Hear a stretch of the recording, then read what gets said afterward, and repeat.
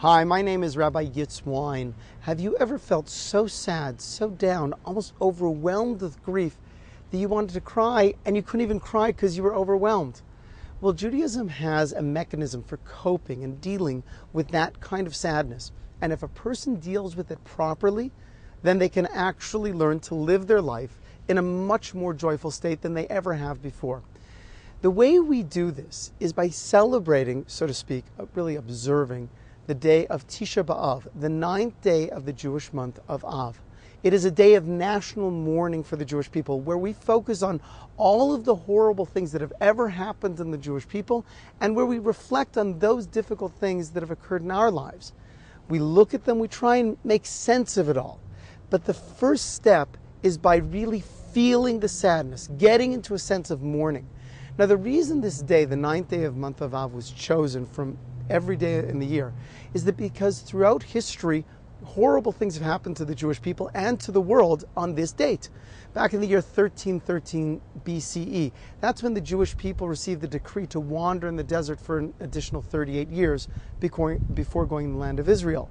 In the year 423 BC, that's when the first temple, the cornerstone of religious and political life in the Jewish people, which resided in Jerusalem, it was destroyed. Later on, the year 69 CE, that's when the second temple also was destroyed on the 9th day of the month of Av.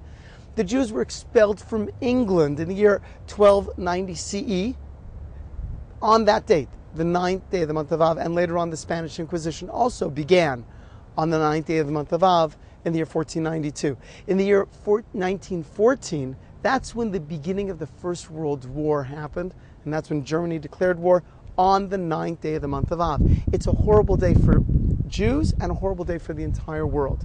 So therefore, what we do is we try and gather all of our emotions together, and we force our way into being sad.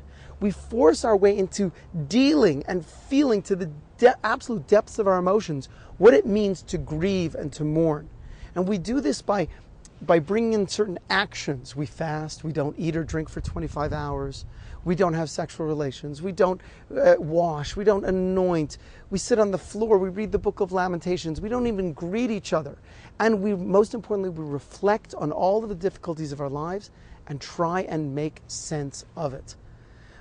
Being overwhelmed with emotion is kind of like having a cup of water, and you pour the water in the cup and it just spills over. You can only absorb so much. By pushing ourselves into a state of sadness and then trying to make sense of the difficulties in our lives, we actually expand the cup. We go from a tall to a grande to a venti. And when we are able to do that with sadness, then we're able to do that with happiness and joy as well. One of the reasons that we focus on why God brings all these troubles in our lives is because when the Jewish people don't get along with each other, that brings trouble into the world. In Hebrew, it's called sinas chinam, poorly translated as baseless hatred. But really what it is, the source of our troubles in this world is because we spend time focusing on what's bad about other people. We focus on what's negative on other people in a free way, in an indiscriminate way. The way to turn that around is to start focusing on the virtues of others in an indiscriminate way. Instead of stopping and focusing on what's bad about each other, we stop and we focus on what's good about each other without any preconditions. When we do that, we're able to lift ourselves up out of the cup of sadness and place ourselves in a cup of happiness. May this year be the last year that we need to invest ourselves in a feeling of sadness and depth of grief so that we can rise up to feel the full redemption of the Jewish people. And finally, the Talmud tells us that anyone who refuses to mourn over the destruction of the Jewish people, over the difficulties that we experience, that person will be prevented from rejoicing in our redemption.